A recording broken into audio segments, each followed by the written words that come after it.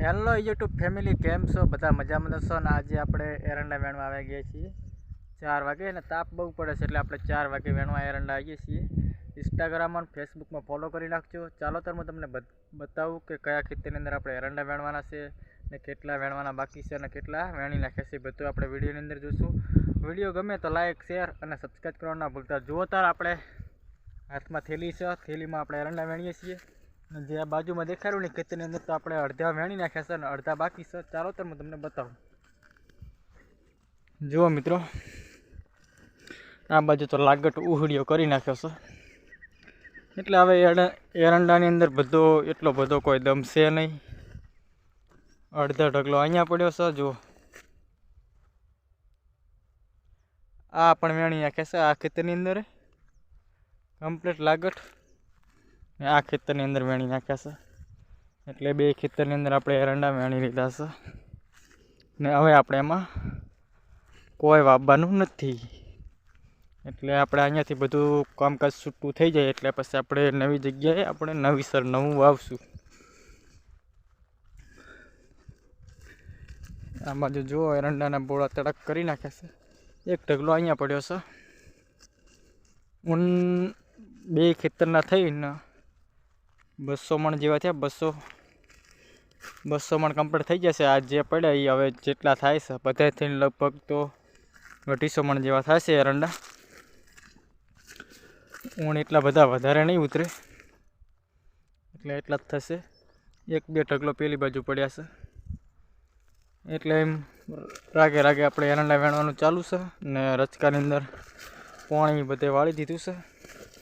હવે એક એરંડા બાકી રહ્યા છે એટલે આપણે હવે એરંડા વેણી લઈએ। બાજરીમાં જારમાં હવે એમાં હવે પાણી વાળવાનું બાકી રાખ્યું છે। બધી જગ્યાએ આપણે પાણી તો વાળી રહ્યા છે। ફરીથી હવે આપણે નવીસરથી બધું નવું પાણી વાળવાનું ચાલુ થશે, એ બધું વાળી દઈશું।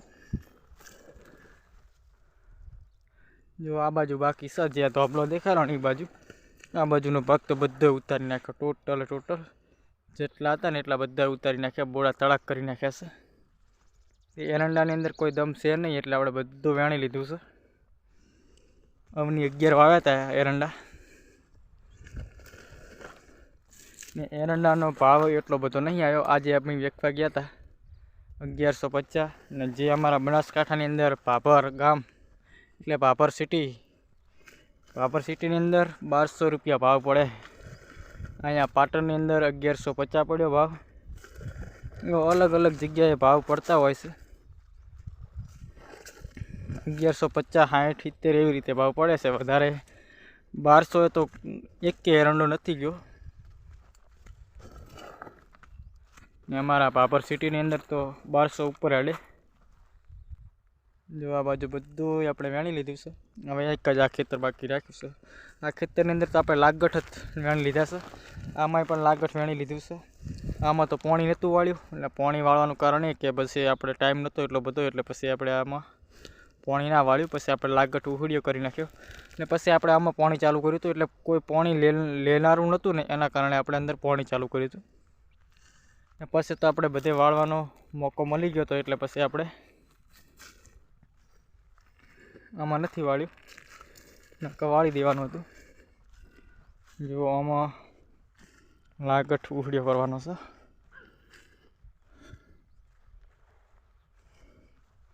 પછી આમાં ગાયું બકરા બધું આવી જશે સરવા।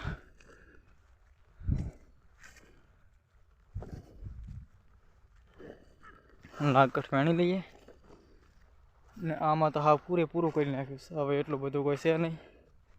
હવે આપણે પેલી બાજુ જાર દેખાઈ રહી, એરી જાર છે ને બાજરી ને રચકો।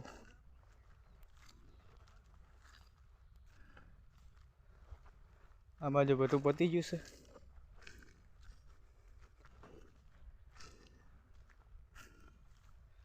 આ બાજુ બધું પૂરું વેણી લીધું।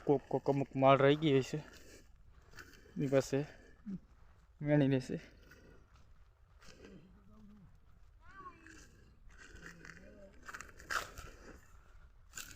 આમાં તો બધું એટલો બધો ચીલ થઈ ગયો હતો।